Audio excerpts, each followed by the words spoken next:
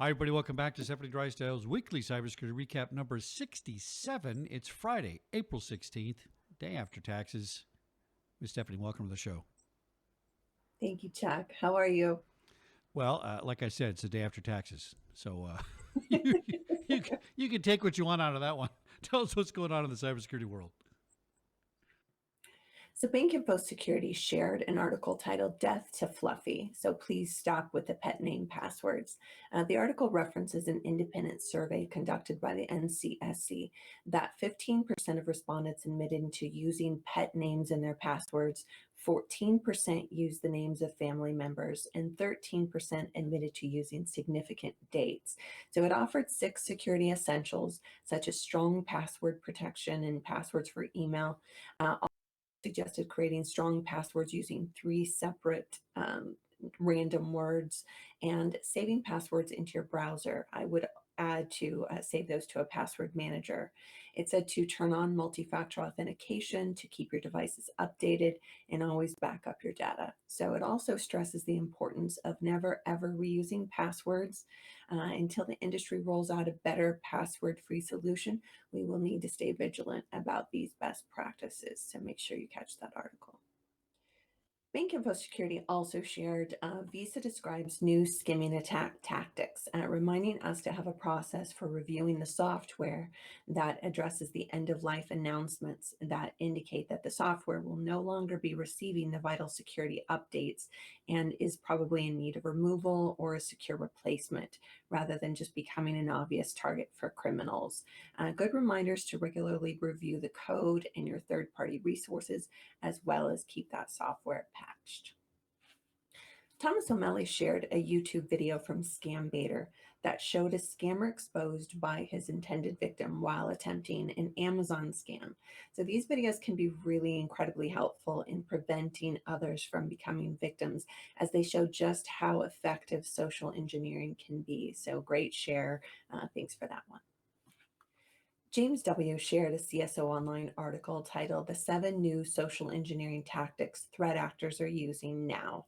It started with one at QR codes. We're all seeing QR codes pop up everywhere, so be mindful that they're not all safe and they're not all secure.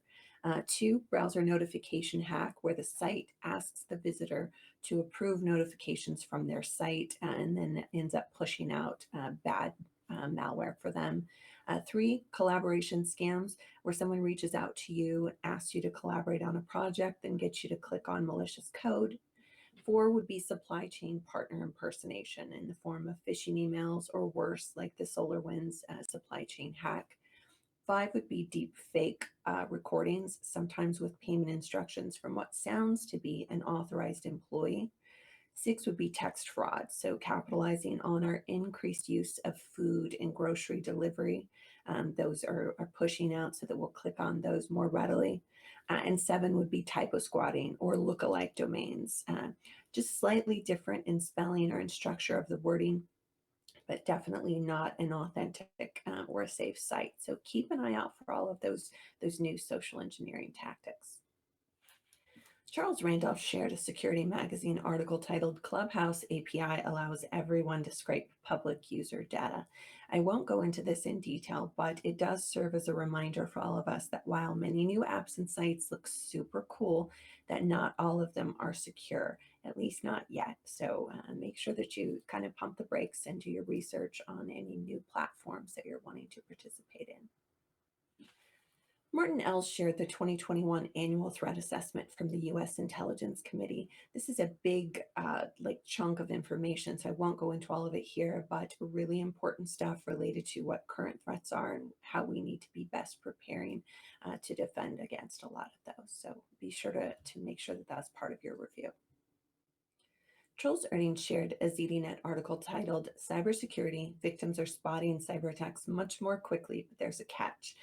Taking previous average discovery times of over 120 plus days down to around 24 days now. Seems like really good news, but unfortunately, the credit goes to the attackers that are disclosing their handiwork sooner in the form of ransomware demands. So this is becoming incredibly popular for criminals and attackers right now to use ransomware. So if you and your company have not addressed this topic, have not discussed what your policies are and who your resources are, please do so, and feel free to reach out if you have questions.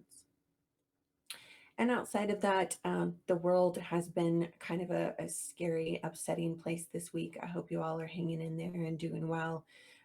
Please take care of each other and be kind. There's a lot going on, a lot of people experiencing things this week that are impacting their ability to just get through the day. So be kind, be there for each other. Anyway, take care, and I will look forward to seeing you all next Friday.